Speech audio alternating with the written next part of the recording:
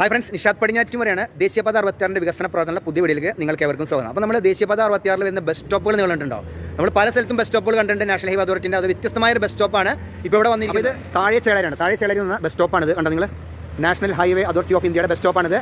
പക്ഷേ ഇതിൽ സംഭവം നമ്മൾ എല്ലാ സ്ഥലത്തും കാണുന്ന പോലെ തന്നെയാണ് national highway authority bus stop വന്നിരിക്കുന്നത്. പക്ഷേ ഇതിന് നമുക്ക് കാണേണ്ടതെന്ന് വെച്ച് കഴിഞ്ഞാൽ ഇതിലുള്ള ഇരിപ്പിടം സാധാരണ എല്ലാ സ്ഥലത്തും നമ്മൾ കണ്ടിരിക്കുന്ന 2 പൈപ്പുകളാണ്. അപ്പോൾ എന്താ സംഭവം എന്ന് വെച്ച് കഴിഞ്ഞാൽ വയസ്സായ ആളുകൾക്ക് ആ പൈപ്പിൻ്റെ മുകൾ ഭാഗത്ത് ഇരിക്കാൻ സാധിക്കില്ല. അവർ ചെറിയ കുട്ടികൾക്ക് വളരെ ബുദ്ധിമുട്ടാണ്. അപ്പോൾ ഇനി നമുക്ക് എങ്ങനെയാണ് ഈ ബസ് സ്റ്റോപ്പിൽ ജനങ്ങൾക്ക് ഇരിക്കാനുള്ള ഇരിപ്പിടം തയ്യാറാക്കിയിരിക്കുന്ന പുതിയ മോഡലാണ്. അത് ഞാൻ കാണിച്ചത് നിങ്ങൾക്ക്. ഇപ്പോൾ ഞാനുള്ള ചേളരിലാണ്, പക്ഷേ ഇവിടെ ഇരിക്കാനുള്ള സൗകര്യത്തിന് വർക്കൊന്നും നടന്നിട്ടില്ല. അത് നമുക്ക് വേറെ ബസ് സ്റ്റോപ്പിൽ കാണാം. അപ്പോൾ ഇതാണ് പടിക്കൽ ടൗൺ കേട്ടോ. അവിടെയാണ് ബസ് സ്റ്റോപ്പ് വന്നിരിക്കുന്നത്. ബസ് സ്റ്റോപ്പ് നോക്കി നിങ്ങൾ ചേളരിക്ക് അത്ര വർക്ക് ആക്കിയില്ല, പക്ഷേ ഇവിടെ ഇരിപ്പിടം റെഡി ആക്കിയിട്ടുണ്ട്. എന്തായാലും നല്ലൊരു കാര്യം തന്നെയാണ് ഇങ്ങനത്തെ ഇരിപ്പിടാക്കിയത്. മറ്റേത് 2 പൈപ്പ് ആകുമ്പോൾ ജനങ്ങൾക്ക് ഇരിക്കാൻ ഭയങ്കര ബുദ്ധിമുട്ടാണ്. പിന്നെ അതുപോലെ തന്നെ ഇവിടെ കയറാൻ വേണ്ടിയിട്ടുള്ള ഒരു ചെറിയ സൗകര്യം കൊടുത്തിട്ടുണ്ട്. ആൾക്കാർക്ക് ഇതിന് മുകളിൽ ഇരിക്കണം, നല്ല സുഖമായിട്ട് ഇരിക്കാൻ സാധിക്കുന്നുണ്ട്. കണ്ടോ നിങ്ങൾ?